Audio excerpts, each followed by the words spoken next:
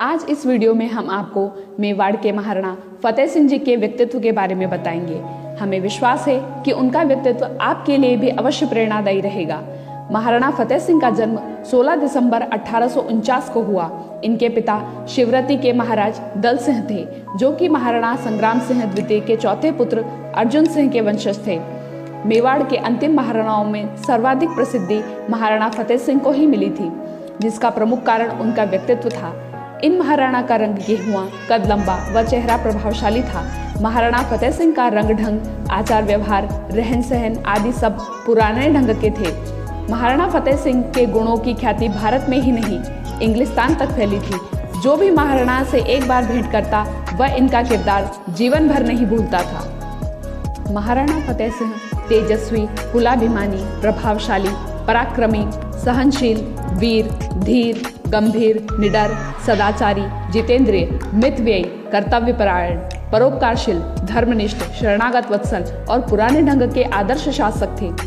शासनकाल के प्रारंभ में एक बार धोखा खाने के बाद महाराणा कभी किसी पर पूरा विश्वास नहीं करते थे। महाराणा फतेह सिंह चापलूसों और दूसरों की सिफारिशों पर कम ध्यान देते थे।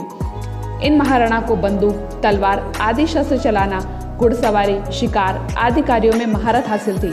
शायद ही इनका निशाना कभी खाली गया हो। इनके लिए शिकार मनोरंजन नहीं बल्कि व्यायाम व क्षत्रियोचित शिक्षा थी।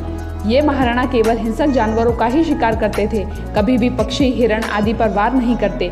कड़ी धूप में बिना थके 20-20 मील तक घुड़सवारी, आखेट के समय दुर्गम पर्वत श्रेणियों पर बंदूक को कंधे पर रखकर पैदल चढ़ना इनके लिए साधारण बात थी। इस प्रकार नियमित व्यायाम हो जाने से व किसी भी प्रकार का व्यसन, शराब, अफीम आदि न करने से ये महाराणा प्रायः निरोग रहते थे। कभी कब्ज वगैरह होती तो वैद्य हकीमों की दवाइयां न लेकर 4-5 दिनों तक लगातार उपवास कर लेते थे। उपवास से कमजोरी आती, जो फिर से शिकार पर जाने से स्फूर्ति आने के बाद सही हो जाती। महाराणा फतेह सिंह मेवाड़ के पहले महाराणा थे जो बहु विवाह प्रथा से घृणा करते थे। इन महाराणा को नाच गान का भी कोई शौक नहीं था। ये महाराणा साधु संतों के सत्कार में बहुत सा धन खर्च करते, दीन दुखियों व अबलाओं की मदद के लिए हर वक्त तैयार रहते, दान वगैरह के कार्यों में भी हमेशा आगे रहते। महाराणा फतेह सिंह हर काम सोच समझ कर करते थे ताकि किसी के साथ कोई अन्याय न हो। इस कारण राज्य का बहुत सा काम होने में देरी भी बहुत लगती थी। ये महाराणा अधिक पढ़े लिखे नहीं थे और ना ही पढ़ाई से कोई विशेष लगाव था, इसलिए जो विद्वानों का सम्मान महाराणा सज्जन सिंह के समय हुआ वे इन महाराणा के समय में नहीं हुआ। महाराणा फतेह सिंह के समय में शासन पद्धति में कोई विशेष परिवर्तन नहीं हुआ, क्योंकि महाराणा को पुराने विचार और ढंग बदलना अच्छा नहीं लगता था। इस कारण इनके शासनकाल में अन्य राज्यों की तुलना में मेवाड़ की आय वृद्धि कम हुई।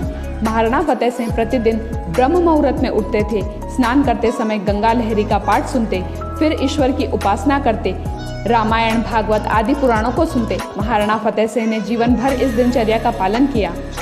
दीर्घजीवी महाराणा फतेह सिंह की स्मरण शक्ति, शारीरिक और मानसिक शक्ति उनके अंतिम समय तक जस की तस बनी रही। महाराणा फतेह सिंह का यह विचार था कि अब तक वर्णाश्रम धर्म के पालन में तत्पर रहने के कारण ही हिंदुओं का अस्तित्व बना हुआ है।